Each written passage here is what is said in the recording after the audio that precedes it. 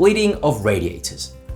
If your radiators are not heating up properly, it may be because they contain a small amount of air and need to be bled. This is a simple process that you can do yourself.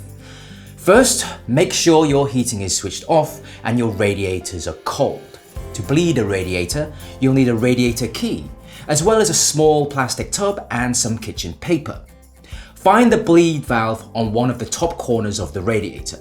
Hold the kitchen paper close to it and place the tub on the floor below.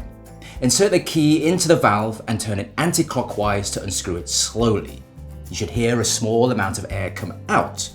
Once water starts to escape, close the valve by turning the key clockwise. Then repeat on all radiators in your home.